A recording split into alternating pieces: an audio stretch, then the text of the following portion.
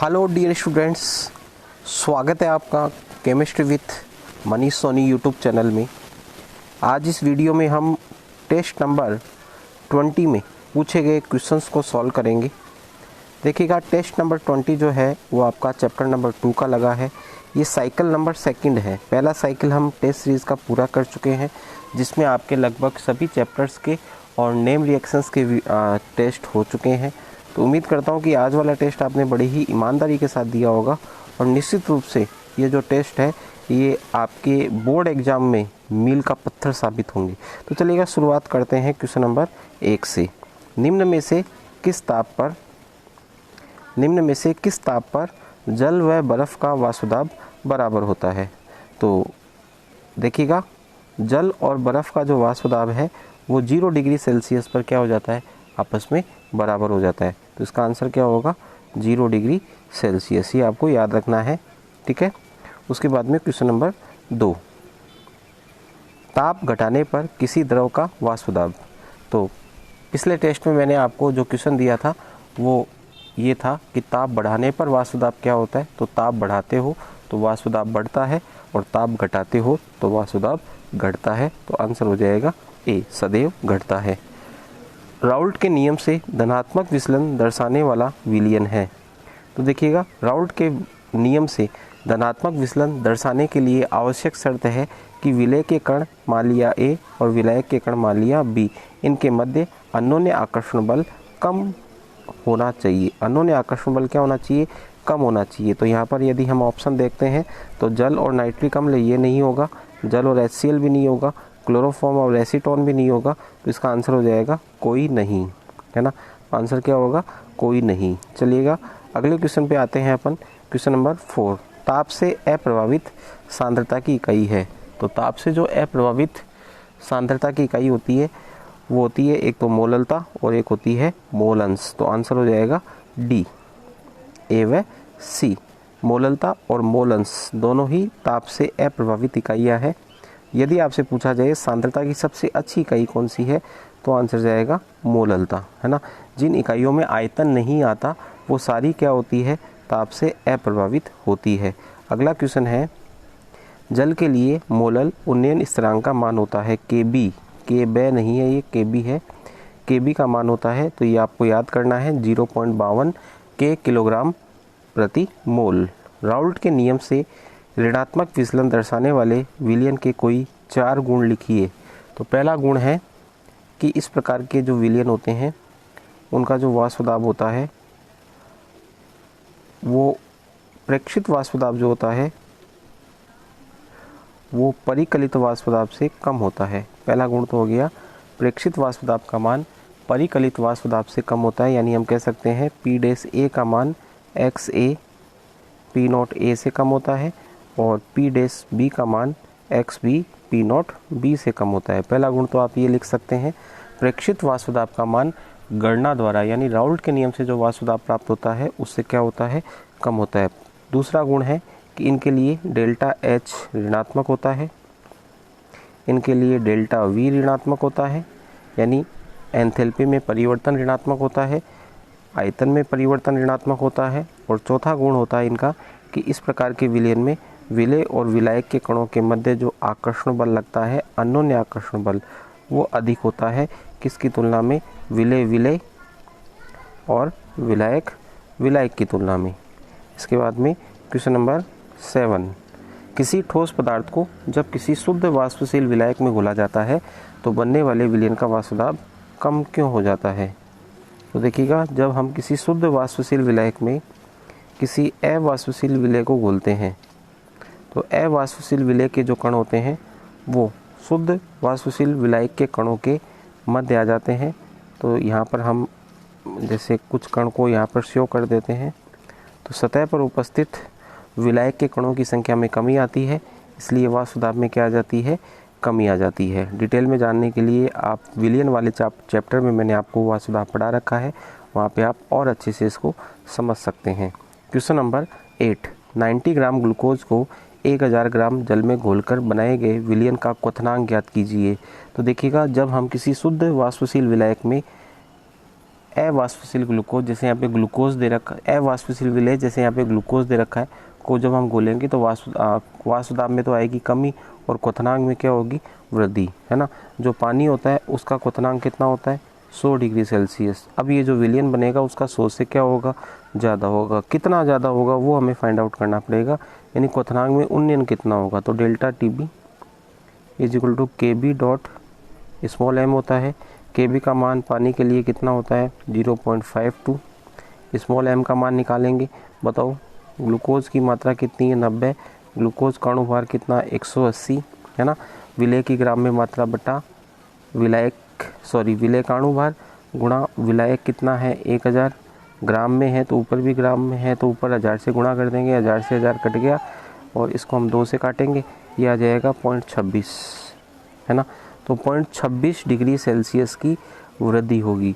तो पानी का क्वथनांक 100 होता है और उसमें 0.26 जुड़ जाएगा तो 100.26 डिग्री सेल्सियस आ जाएगा। हेनरी का नियम लिखिए। हेनरी का नियम क्या होता है, सबको पता है कि एक निश्चित ताप पर किसी द्रव विलायक की निश्चित मात्रा में घुलने वाली गैस की जो मात्रा होती है, यदि उसको हम मोल अंश x के पदों में लें तो वो समानुपाती किसके होती है, गैस के दाब P के। तो x बराबर K डैश P, जहाँ K डैश होता है 1/KH। तो बताओ P बराबर क्या हो गया, KHX, है ना।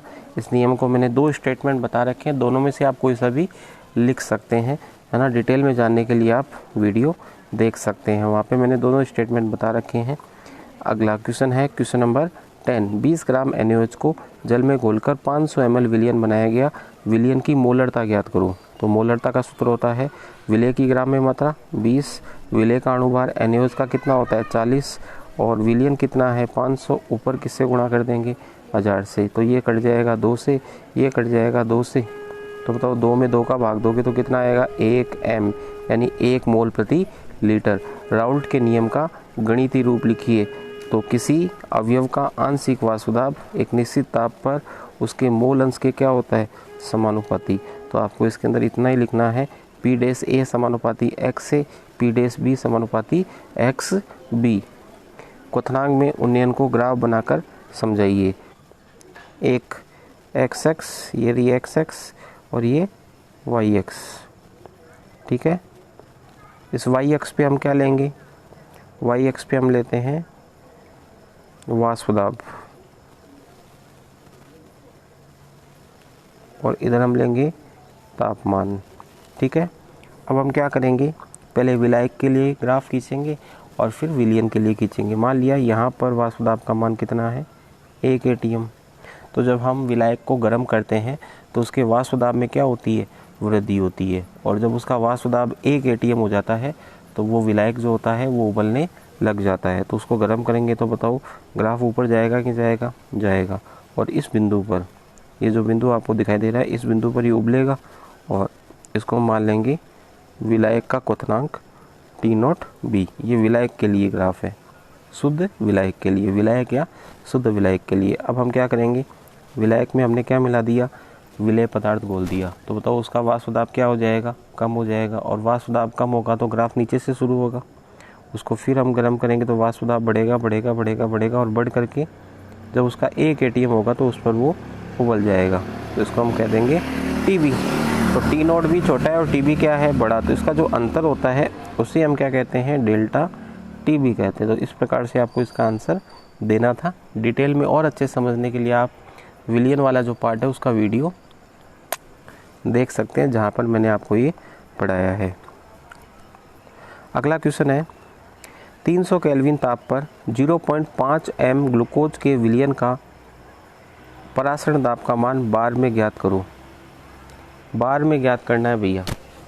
कुछ बच्चों ने ATM में ज्ञात किया है और मैंने उनका हालांकि सही मान लिया है उसका आंसर, क्योंकि कोई ख़ास अंतर आता नहीं है। लेकिन फिर भी मैं आपको बता देता हूँ कि जब आपको बार में पूछा जाए तो R का मान आपको रखना है 0.083 और जब ATM में पूछा जाए तो R का मान आपको रखना है 0.0821, litre ATM mole inverse kelvin inverse, ये होता है लीटर बार।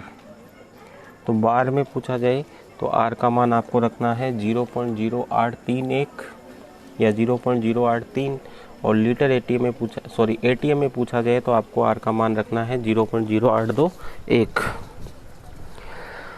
तो अब आप इस क्वेश्चन का आंसर फाइंड आउट कर सकते हैं। तो देखो पाई इज इक्वल टू होता है CRT, सी का मान दे रखा है 0.5, आर का मान 0.083 और टी का मान कितना है 300। तो इसको हम लिख सकते हैं 1/2, या 300 को 0.5 से गुणा करोगे तो कितना आएगा 150, और 150 को गुणा करो किससे 0.083 से, 0.083 से।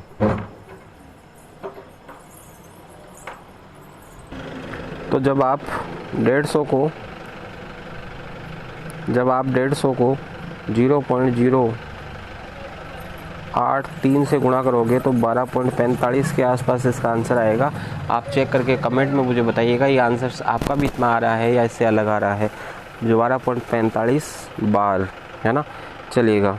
किसी एक ऐसे ठोस विलयन का उदाहरण लिखो जिसमें विलेय पदार्थ गैस हो। तो इसका आंसर होगा palladium plus hydrogen, palladium plus hydrogen. निम्नलिखित की परिभाषा लिखिए। मोलरता 1 लीटर विलयन में उपस्थित विलेय के मोलों की संख्या को मोलरता कहते हैं, और 1 किलोग्राम विलायक में उपस्थित विलेय के मोलों की संख्या को मोललता कहा जाता है।